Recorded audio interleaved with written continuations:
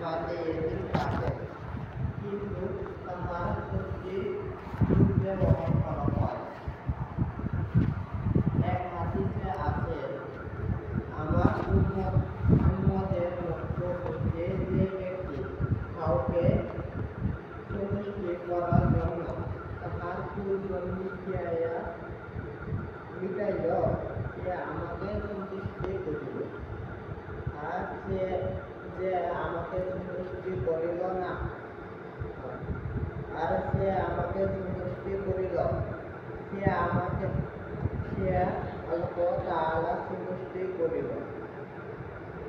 আর সে আল্লাহ তাআলা সন্তুষ্টি করে, আল্লাহ তাআলা তাহাকে জান্নাত দাখিল করিয়া দেন। এক হাদিসে আছে, যে ব্যক্তি কোনো বিপদগ্রস্ত লোককে সাহায্য করে, তাহার জন্য মাগফিরাতের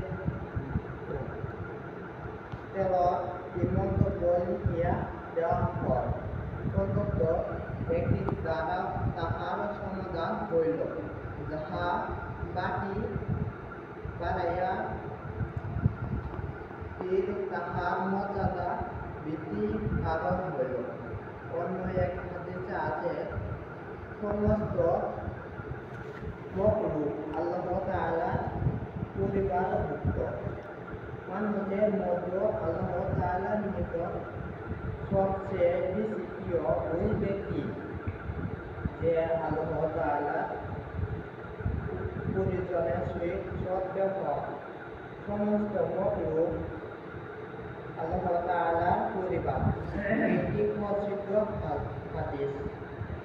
অনেক সাহাবায়ে কেরামের হইতে এই হাদিস বর্ণিত হইয়াছে। উলামায়ে কেরামে লিখিয়াছেন, মানুষ যেমন নিজের পরিবার পরিজনের জীবিকা ব্যবস্থা করার প্রতি যত্নশীল হয়, তদ্রূপ আল্লাহ তাআলা সমস্ত মাখলুকের রুজিদাতা। যে হাদিস বলেছি সে অনুযায়ী